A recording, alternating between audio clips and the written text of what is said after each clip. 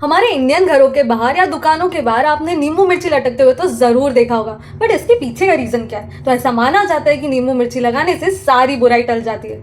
But वो कैसे? तो इसके पीछे एक छोटी सी माइथोलॉजिकल स्टोरी है। तो अलक्ष्मी जी, उनको नींबू और मिर्ची खाना बहुत पसंद है। तो ऐसा माना जाता है कि जब हम घर के बाहर या दुकान के बाहर नींबू मिर्ची लटकाए तो वो वहीं पर बाहर ही नींबू मिर्ची को खाती है, उसे इंजॉय करती है और उनकी हंगर सेटिस्फाई हो जाती है और वो वहीं से निकल जाती है। इसीलिए घर के बाहर या दुकान के बाहर नींबू मिर्ची लगाया जाता था। बट इसके साइंटिफिक रीज़न ये है कि जब कॉटन थ्रेड को नींबू और मिर्ची से निकाला जाता है, पियर्स करके निकाला जाता है, तो एक केमिकल रिएक्शन होता है जिसके वजह से पेस्ट और इंसेक्ट्स दूर रहते हैं। इसीलिए दुकान और घर के बाहर नींबू मिर्ची लगाया जाता था। पीपल के झाड़ के नीचे मत जाना, वहाँ पर भूत होते हैं, ऐसा हमने अपनी दादी और नानी सबसे सुना होगा। बट ऐसा क्यों कहते हैं? तो इसका साइंटिफिक रीज़न भी मोस्टली सबको पता होगा कि झाड़ रात को कार्बन डाइऑक्साइड छोड़ते हैं। तो चाहे पीपल हो या और कोई भी झाड़ हो, रात को वो झाड़ के नीचे जाने से हमें ब्रीदिंग प्रॉब्लम्स हो सकती है। बट पीपल का झाड़ साइज में बड़ा होने के कारण ज़्यादा कार्बन डाइऑक्साइड छोड़ता है। इसीलिए ऐसा कहते हैं कि रात को पीपल के झाड़ के नीचे या कोई भी बड़े ट्री के नीचे नहीं जाना चाहिए। पीरियड्स में मंदिर नहीं जाना और घर का कोई काम नहीं करना। बट ऐसा क्यों? तो बेसिकली पहले ना विमेन के काम फिजिकली बहुत चैलेंजिंग होते थे और एग्जॉस्टिंग होते थे। जैसे चक्की चलाना, मसाले कूटना, इसमें बहुत एनर्जी एग्जॉस्ट हो जाती थी। और मॉर्निंग में पहले लोग मंदिर जाया करते थे और मंदिर घर से दूर होते थे, तो उन्हें चल कर जाना पड़ता था। इस चक्कर में उनकी एनर्जी और ज़्यादा लॉस हो जाती थी।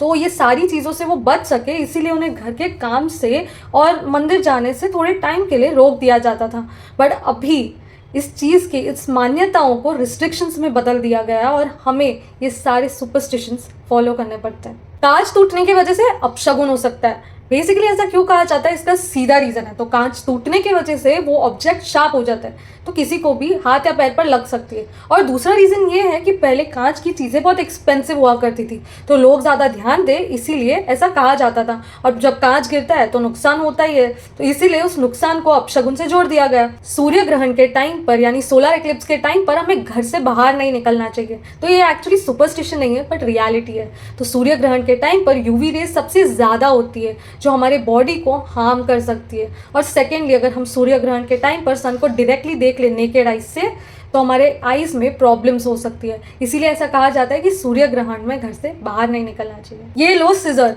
अरे ऐसे सिजर्स या नाइफ डायरेक्टली नहीं देना चाहिए, वरना झगड़े हो सकते हैं। बट ऐसा क्यों कहा जाता है? तो बेसिकली शार्प ऑब्जेक्ट्स को डायरेक्टली देने से सामने वाले को चोट लग सकती है।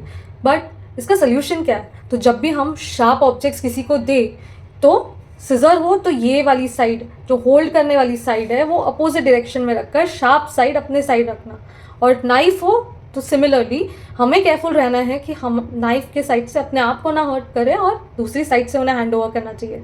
तो झगड़े नहीं होंगे, किसी को चोट नहीं लगेगी। तो जब भी हम किसी के फ्यूनरल से आते हैं यानी दह संस्कार करके आते हैं, तो हम घर पे आकर नहाते हैं। बट ऐसा क्यों? तो जब किसी की डेथ हो जाती है तो उनकी बॉडी डिकम्पोज होना स्टार्ट हो जाती है, तो बहुत से वायरस और बैक्टीरिया उस पर डेवलप होने लगते हैं। तो ऐसा माना जाता है कि उससे हम बीमारियां अट्रैक्ट कर सकते हैं। तो पहले ज़माने में इंजेक्शंस, वैक्सीनेशन ज़्यादा हुआ नहीं करती थी, तो लोग जैसे ही फ्यूनरल से आते थे तो वो नहाते थे, ताकि जितनी भी इम्प्योरिटीज़ है वो निकल जाए। इसीलिए वही प्रथा अभी तक चल रही है और हम फ्यूनरल से आते ही पहली चीज़ नहाते हैं। Hope you found this video interesting और ये वीडियो सभी के साथ शेयर करना जो सुपरस्टिशंस को ब्लाइंडली फॉलो कर रहे हैं।